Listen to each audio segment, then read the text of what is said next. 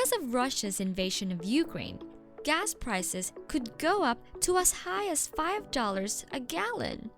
Even though the US and NATO haven't banned energy supplies, people and businesses in the United States already face the highest inflation levels since 1982. So, the rise in the crude oil and gasoline prices will hurt them even more. According to David Bernal, a public policy professor with Oregon State University, prices at the pump are going up, and they will continue to do so. I won't be surprised to see gas at $5 per gallon or more. Another thing that Bernal knows a lot about is energy policy and economics in other countries.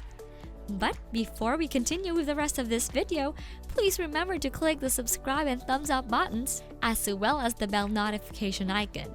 This way, you'll be the first to know whenever we release new exciting videos. Also, we'd love to hear from you, so please leave a comment in the comment section below. Make sure you watch the entire video, as we will mention a free way for you to win a $20 Amazon gift card.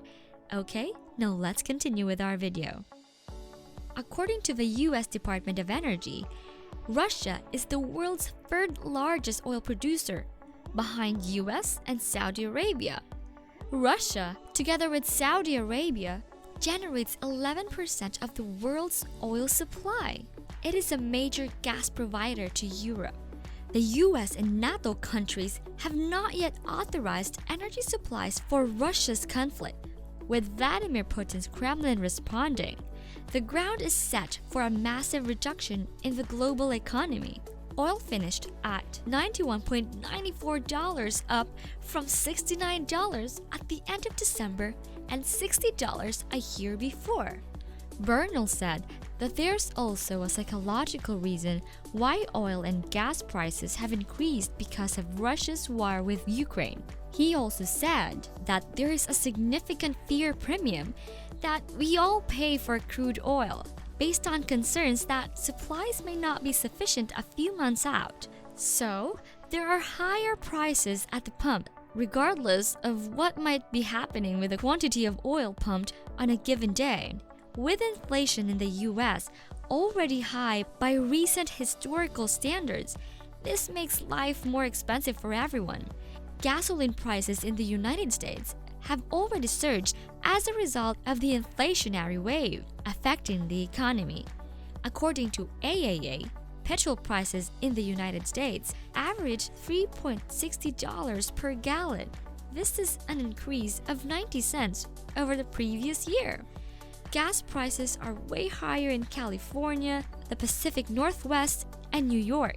According to AAA's Fuel Gauge report, the average price of petrol in California is $4.81 per gallon, while it is $4 or more in Oregon, Washington State, and Nevada.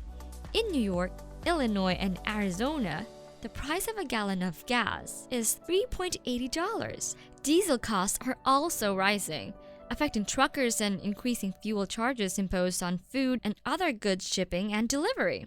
According to trucking industry authorities, greater expenses are passed on to retailers, including supermarkets and big box stores, and subsequently consumers via higher costs. According to AAA, diesel prices are now averaging $4 a gallon throughout the country, up from $2.91 a year ago. It is a 37% gain. Bernal believes that if US and NATO restrictions extended to oil supply, or if Putin cuts off imports prices and market concerns would surge. Bernal stated that the economic sanctions placed on Russia thus far do not include cutting off Russians' energy imports to Europe. If NATO and the West seek to expand the sanctions to include cutting off purchases of Russian oil and gas, the prices of these goods will skyrocket even more. According to January's Consumer Price Index from the US Bureau of Labor Statistics, we're already up 27% over the previous year. With all the increasing pressures and concerns about energy costs, US President Joe Biden said that he will look at domestic and other suppliers as well as possible price gouging.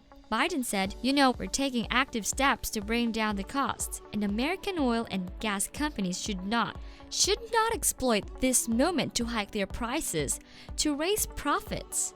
In our sanctions package, we specifically designed to allow energy payments to continue. We are closely monitoring energy supplies for any disruption. We have been coordinating with major oil-producing and consuming countries toward our common interests to secure global energy supplies. Some politicians are advocating for temporary reductions in federal and state fuel taxes, as well as reversing Biden's policy on domestic oil extraction and pipelines. Before Russian tanks poured into Ukraine, U.S. Senator Mark Kelly, DRs, called for a temporary suspension of federal gas taxes, citing inflation. In reaction to the Ukraine conflict, he is also urging the release of domestic supplies.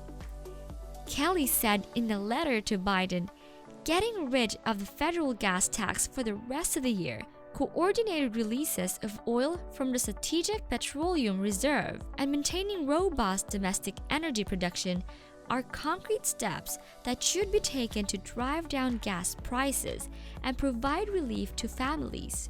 Bernal also mentioned additional probable economic consequences of the Ukraine crisis. Ukraine is a major producer and exporter of wheat and grain, and the conflict might have an influence on pricing. Russia also generates 40% of the world's palladium. The material is utilized in catalytic converters, aircraft components, medical and dental tools, jewelry, and other goods. We hope you enjoy this video. Again, don't forget to subscribe, like, click the notification bell, and leave us a comment below. We love to hear from you, and we'll be doing a random name drawing of the first unique 100 commenters of this video. The lucky winner will get a $20 Amazon gift card. So get involved and don't be shy.